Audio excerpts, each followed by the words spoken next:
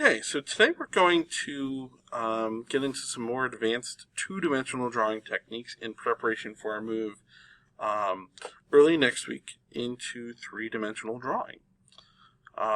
So far we've talked about drawing and modifying the lines and objects that we have. Today we're going to talk about how to create those relationships between the lines that sort of link them together without dimensions, because there are other geometric relationships that we need to explore here. So we're going to start. I'm just going to make a quick sketch, and then click on our front view, because that's again where our sketch is on the front plane. And then we'll just start looking at what we've learned, what objects or tools we've used, and what our new constraining tools are. So first we've looked at line, we've looked at rectangle, we've looked at circle, we've looked at arc, we've looked at inscribed and outscribed polygon, we've looked at the spline tool. I really don't care for the spline tool personally, but if you find it fun to use, then it's good. The point tool will come in handy when I demo how to create holes later on. Text tool is pretty obvious, and the project convert tool, we'll talk about that when the time comes. We've looked at, and construction, that basically converts a line to something you can dimension off of, but it won't actually impact the 3D portion of your drawing when the time comes to make a two-dimensional drawing three-dimensional. So that would be almost like making a center line that you could dimension off of, all sorts of other things. So we've got our fillet. So again, now we're modifying things here. So we've got existing geometry from here on out. We're modifying it. So we've got fillet. We use that. Trim. We also have extend, which is the opposite. Offset. Mirror. You could probably guess what that does. And then we've done, we've got our pattern tools here. We'll go over those in a future video. And then dimension. Then from here on over, I haven't really talked about anything. However, believe it or not, you've actually been using these tools without clicking on them, because the software will actually identify when you are creating one of those constraints, it's called, which is basically a restriction on the movement of a line. So we've got a few different constraints here. So let's take a look at what those do. So let's look at coincident. So with coincident, what it does is it says, hey, this object needs to touch this object. So suppose I was drawing a bunch of lines, one there, one there, one there, and maybe I wanted all these to actually kind of be touching end to end. But maybe it would just kind of upset my dimensioning in order to, so let's give this some amount of dimension here. So this would be 1.2. And maybe this dimension is really important, 1.5. Okay, so maybe the lengths of these are really important, and we could even say the angle between them is important too. Let's dimension the angle, let's make it 140. But we want them to touch, so these can't, we don't want to change the angle, we don't want to change the, change anything about them, but we want to make it so that these ends are locked together. So that's what we could use our coincident constraint for. So what we're going to do is we're going to click the end point of the line, and then the other end point of the line, and it will bring one or the other in. And that order can matter. So if we started the other direction, clicked here, and then clicked here, okay, basically the order in which I drew them is what's causing that to happen that way.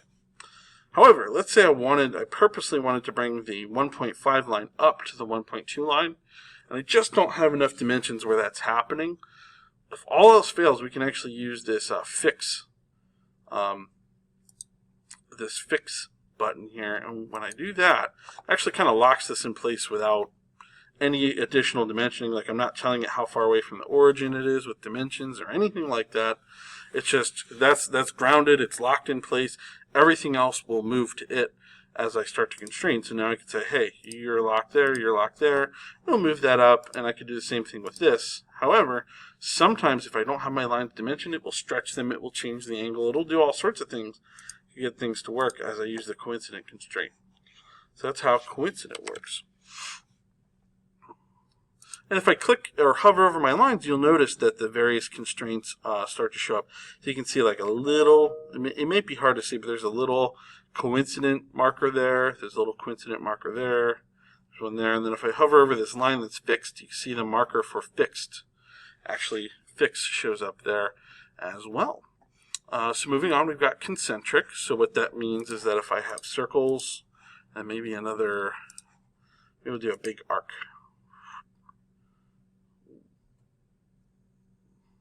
Okay, so maybe I want them to share a center.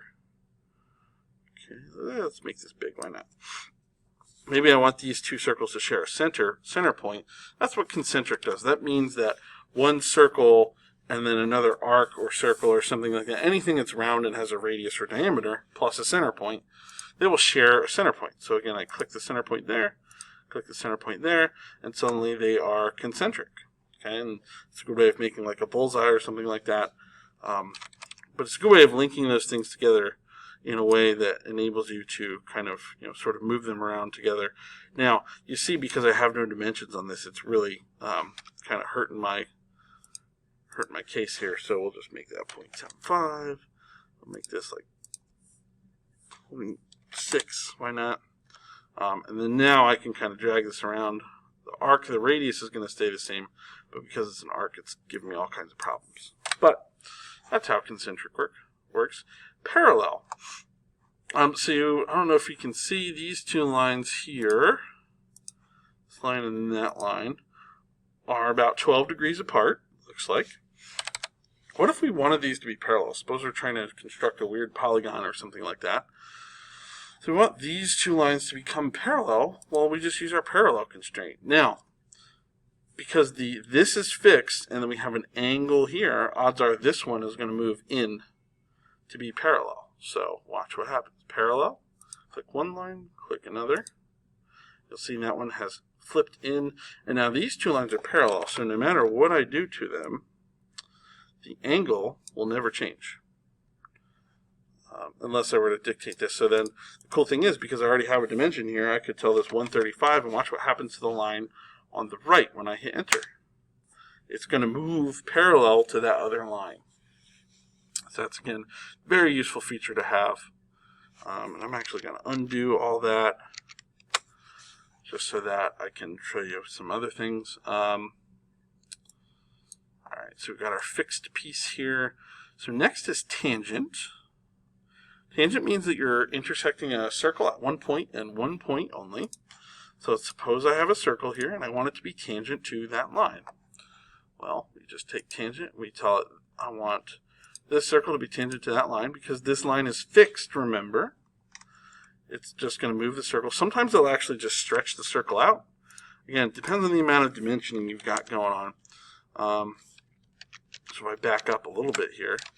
So if I tell this thing that it's, hey, you're, if I lock the center in place, so maybe I tell it that center needs to be that far from there, and then that far from there. So now that center can't move, but the diameter can change. If I delete that. So now, when I tell it to be tangent, what it's going to do is it's going to make the circle bigger. So that and that. It just increases the size of the circle until it's tangent to that line. Again, just some basic things that we can do with tangent. Tangent's kind of nice for making smooth curves and things. So I could draw like two circles. And I'm actually going to hover over the center and kind of track it. Okay, so suppose I wanted to make a curve here, make like a hooked piece here. We could do an arc, so we'll dimension the center points here. So these are going to be 1 inch apart, and then we'll give these a radius. We'll put 0.8, and then that's going to be 0.4. And again, I'm just kind of making up these dimensions, nothing terribly important here.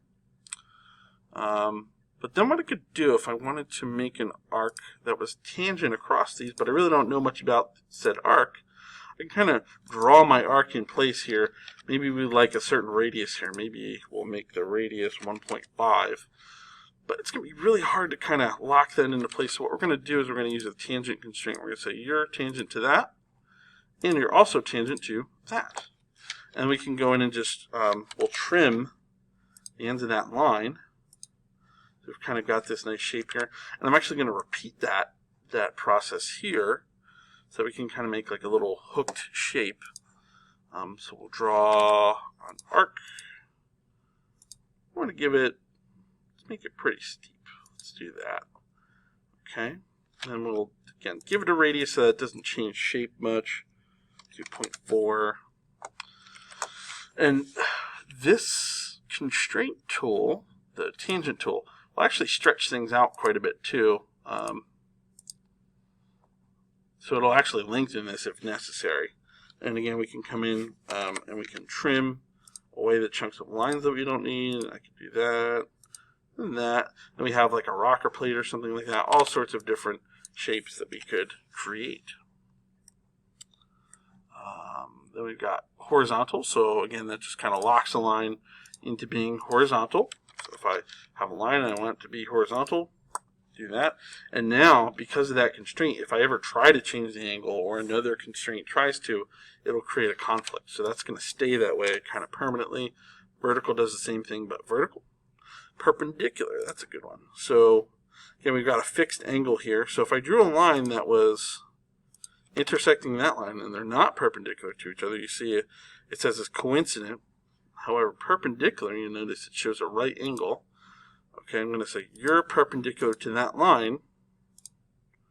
Okay, and now it's that line is stuck at that angle. So again, if I were to change this angle, say 120, okay, that'll rotate. This is fixed.